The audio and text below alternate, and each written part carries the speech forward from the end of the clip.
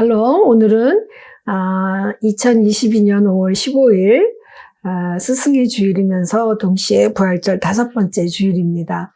하나님께서 저 여러분에게 이제 다시 요한복음 13장 31절에서 35절 말씀으로 이렇게 새롭게 시작하게 하시며 나갈 수 있도록 도와주시니 감사하며 먼저 본문 말씀을 봉독해 올리겠습니다. 그가 나간 후에 예수께서 이르시되 지금 인자가 영광을 받았고 하나님도 인자로 말미암아 영광을 받으셨도다. 만일 하나님이 그로 말미암아 영광을 받으셨으면 하나님도 자기로 말미암아 그에게 영광을 주시리니 곧 주시리라. 적은 자들아, 내가 아직 잠시 너희와 함께 있겠노라. 너희가 나를 찾을 것이나 일찍이 내가 유대인들에게 너희는 내가 가는 곳에 올 수 없다고 말한 것과 같이 지금 너희에게도 이르노라. 새 계명을 너희에게 주노니 서로 사랑하라. 내가 너희를 사랑한 것 같이 너희도 서로 사랑하라. 너희가 서로 사랑하면 이로써 모든 사람이 너희가 내 제자인 줄 알리라. 아멘. 오늘 말씀 제목은 그대여 주님의 사랑을 기다리는 자여 라는 말씀으로 은혜를 나누도록 하겠습니다. 여러분 머리가 하얘진다는 경험을 혹시 하신 적이 있으신가요? 갑자기 황당한 소식을 듣거나 계획이 완전히 무너질 때 우리는 망연자실하거나 아니면 머리가 하얘진다는 말을 하게 됩니다. 그러면 잠시 숨을 고르고 모든 것을 다시 새롭게 보거나 다시 시작해야만 할 때가 있습니다. 만약 우리가 암에 걸렸거나 큰 사고의 소식을 듣는다면 우리가 아마도 머리가 하얘질 거라고 말할 것입니다. 어떤 심정일까요? 그야말로 모든 것이 깨져버리고 뒤엉킨 그 혼돈이 가득하게 될 것입니다. 그동안 살아왔던 인생의 스케줄, 반복적인 일상, 그리고 많은 인간관계까지 정말 이루 말로 다 할 수 없는 일들이 무너져 내릴 것입니다. 그리고 정리하고 생각해 볼 시간을 가질 것입니다. 한마디로 말하자면 삶의 질서가 무너진 혼돈의 세상을 말하는 것으로 보입니다. 이럴 때 인간의 힘으로는 안 되는 것을 알기 때문에 우리는 누군가 도와줄 사람을 찾게 됩니다. 그러므로 무질서의 혼돈 속에서 하나님을 찾지 않을 수가 없게 되는 것입니다. 오늘 본문에 따르면 주님을 따르던 12제자 중에 여러분 잘 아시는 것처럼 가롯 유다가 주님을 배반하고 또 제자들의 공동체를 떠나고 있습니다. 이것은 그간 같이 지내왔던 그 질서의 공동체가 무너져 있음을 보게 되는 것입니다. 그러나 그가 떠난 후에 앞으로 얼마나 큰 하나님의 계획과 주님의 여정이 어떻게 전개될지 남은 제자들은 알 수가 없었습니다. 이것은 역사적 진실이 만들어지는 엄청난 일이기도 한 것입니다. 여러분은 하극상을 잘 아시지요? 하극상의 뜻은 계급이나 신분이 아래인 사람이 예의나 규율을 무시하고 윗사람을 꺾고 올라가는 것을 말합니다.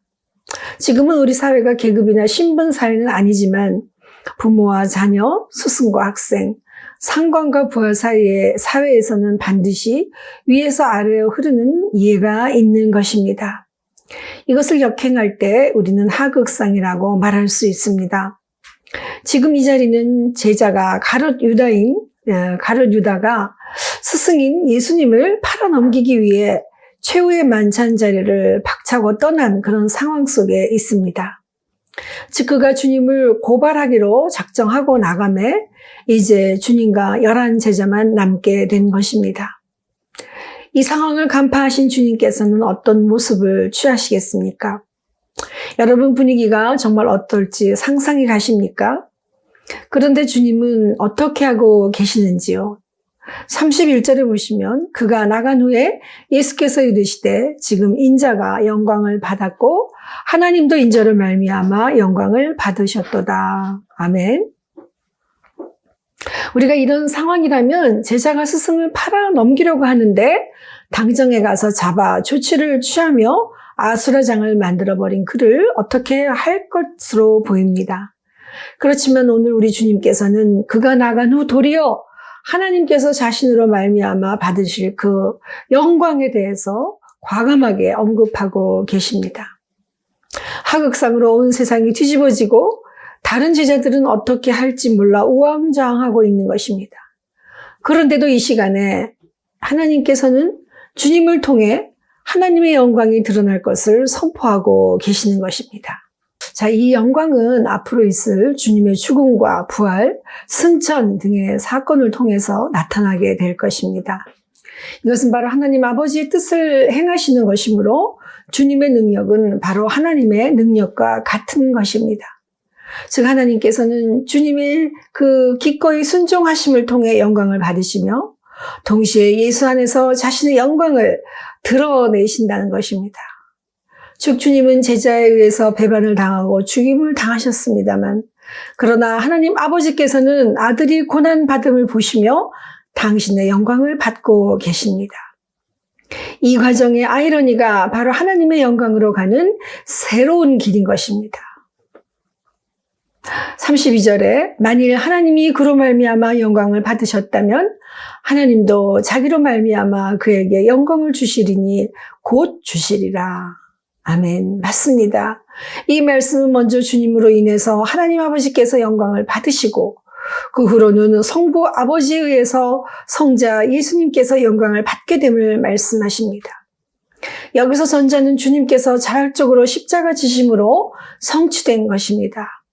그리고 후자는 하나님께서 주님을 죽은 자 가운데서 다시 살려내셔서 승천케 하심으로 하나님의 우편에 앉게 하심을 온전히 이루어지게 하신 것입니다. 그리고 주님께서 받으실 고난과 그 죽음, 그리고 부활, 승천 등 모든 영광이 현실로 나타나게 될 일들을 매우 임박하게 가까이 와 있음을 곧 주시리라 라고 표현하고 있는 것입니다. 34절을 또 보시면 적은 자들아 내가 아직 잠시 너희와 함께 있겠노라. 너희가 나를 찾을 것이나 일찍이 내가 유대인들에게 너희는 내가 가는 곳에 올 수 없다고 말한 것과 같이 지금 너희에게도 이르노라. 아멘. 여기서 작은 자들은 어린아이를 가리킵니다만 어린아이는 육적인 어린아이만이 아니라 영적인 미성숙자, 즉 제자들을 가리키고 있는 호칭으로 사용하였습니다. 그리고 주님께서는 이제 그 어느 시점이 아니라 가까운 미래에 일어날 일과 먼 미래에 일어날 일들을 동시에 예언하며 하나님의 구원 사건을 나타내고 있는 것입니다. 즉 하나님의 계시는 온전히 그분의 주권 아래에 있습니다. 그리고 주님께서 십자가 지실 때 믿음이 적은 제자들은 이에 동참하지 않을 것을 알고 계셨습니다. 또 하나 주님께서는 승천하셔서 하나님 우편에 앉아 계시지만 제자들은 아직 지상에 남아 부여된 그 사명을 완수해야 함을 말하고 계시는 것입니다. 34절을 보시면 새 계명을 너희에게 주노니 서로 사랑하라. 내가 너희를 사랑한 것 같이 너희도 서로 사랑하라. 주님께서는 이제 새 계명을 통해서 제자들에게 깊은 가르침을 허락하십니다. 이제 이 새 계명은 과거로부터 들은 바 말씀인 옛 계명보다 더 고차원적인 계명입니다. 즉 구약은 이웃 사랑하기를 내 몸과 같이 하라고 규정하고는 있지만 새 계명은 그 사랑의 정도를 주님께서 우리를 사랑한 것 같이 서로 사랑하라고 하십니다. 또한 사랑의 그 범위에 있어서도 구약에서는 동일한 여호와의 신앙을 가진 동족을 향하고 있는 좁은 생각이지만 그러나 새 계명은 그 범위를 모든 인류에게로 확대시키고 있으며 전 우주의 조화를 이루어가기를 기대하고 계신 것입니다. 이 새 계명은 옛 계명의 변조가 아닙니다. 옛 계명을 완성하며 더 점점 서로의 조화를 이루며 새로워지는 것을 말하고 있습니다. 옛 계명인 율법은 서로 사랑하기보다 말씀과 잣대로 자기와 다른 사람을 정죄하고 비판하기가 쉬웠습니다. 그래서 조금이라도 문자적으로 율법의 허선함을 용납하지 못하는 것입니다. 그러나 주님께서는 스스로 유대의 왕이며 안식일에 율법을 범하면서 이웃을 구제했지만 그 이유로 주님을 받아들이지 않았던 것입니다. 그러나 주님께서는 이러한 혼돈과 무질서를 하나님의 창조 질서로 대하는 방법은 오직 새 계명인 사랑밖에 없음을 가르치셨습니다. 이것이 창조 질서의 조화입니다. 즉 하모니란 성질이나 대상이 서로 모순이 되는 없는 관계를 맺어서 화합의 결과를 낳는 것입니다. 맞습니다. 주님의 새 계명 안에서는 모든 만물이 주님을 찬양하며 서로가 서로의 조화를 이루어 갑니다. 시편 148편에 할렐루야 하늘에서 여호와를 찬양하며 높은 데서 그를 찬양할지어다. 그의 모든 천사여 찬양하며 모든 군대여 그를 찬양할지어다 라고 말씀하셨습니다. 산과 작은 산과 과수와 모든 백향목이 다 찬양하며 총각과 처녀와 노인과 아이들이 다 찬양한다고 하십니다. 모든 만물이 주의 사랑 안에 거하면 서로가 모두 조화를 이루어가며 주님을 찬양할 수 있습니다. 이때 오직 찬양은 주님의 이름만이 찬양받으시고 모든 만물과 그의 백성들은 하나님만을 찬양할 것을 약속하고 있는 것입니다. 그런데 주님께서 누가 서로 화답하며 같이 사랑할 수 있다고 하십니까? 36절에 너희가 서로 사랑하면 이로써 모든 사람이 너희가 내 제자인 줄 알리라고 말씀하셨습니다. 제자로서 주님의 구속사역을 전파할 의무를 해내는 일은 스승이신 그리스도께서 본을 보이셨던 사랑을 실천하는 일임을 밝히고 계십니다. 너희가 사랑하면은 만약 너희가 사랑을 가지면을 말합니다. 여기서 가지면에 해당하는 에케테라는 단어는 34절에 사랑하라의 현재형으로 계속적인 진행하는 사랑을 강조하고 있는 것입니다. 이처럼 그리스도인의 사랑은 한 번 해보고 마는 것이 아니라 영원히 지속되어야 함을 말하고 있습니다. 한편 제자로서의 표시가 사랑임을 강조하는 것으로서 그리스도인의 그 사랑으로 인하여서 기독교의 진수를 초대교회에 더 드러내게 되는 것입니다. 실제로 2세기 후반 터툴리안 종교학자는 그의 저서에서 사랑만이 제자가 되는 유일한 증거라고 주장하고 있습니다.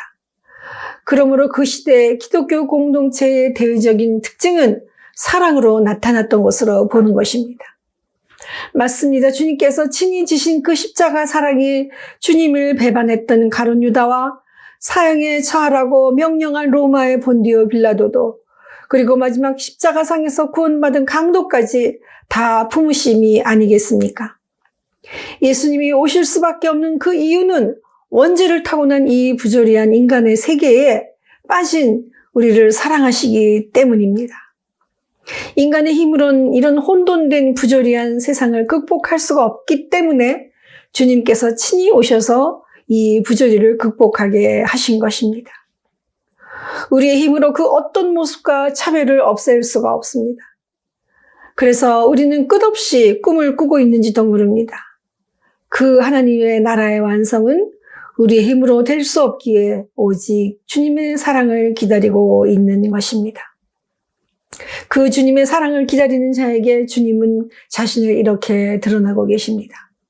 계시록 21장 5절 6절 말씀을 올리겠습니다. 보좌에 앉으신 이가 이르시되 보라 내가 만물을 새롭게 하노라 하시고 또 이르시되 이 말은 신실하고 참되니 기록하라 하시고 또 내게 말씀하시되 이루었도다 나는 알파와 오메가요 처음과 마지막이라 내가 생명수 샘물을 목마른 자에게 값없이 주리니 아멘. 기도하겠습니다. 영원한 생명수이시고 영원한 구원할 자이신 우리 주 예수 그리스도 주님 찬양합니다. 하나님 세상의 모든 만물이 하나님을 향하여 화답하고 찬양합니다. 진실과 화해와 공의와 진리가 이 땅 위에서 서로 화답하며 하늘의 문이 열리고 하나님께서는 우리의 찬양만을 받으시기에 합당한 분이심을 오늘 다시 한번 기록하게 하시니 주님 감사합니다. 하나님 그러나 우리의 그 인간의 짧은 그런 생각과 모습으로 부족한 죄 많은 모습으로 주님의 사랑이 아니면은 그 배반한 자의 죄악도 주님을 사형에 처한 그 정말 험악한 그 강도의 모습도 아버지 하나님 오직 주님의 보혈의 피가 아니면은 사함 받을 수 없기에 주님 다시 한번 무릎을 꿇고 오직 주님의 그 간절한 사랑을 기다리는 저희들이 되게 하여 주심을 감사합니다. 하나님 그리스도의 보혈로 우리를 온전케 하시고 깨끗게 하심을 믿고 주님 감사드리오며 예수 그리스도 이름으로 기도드리옵나이다. 아멘.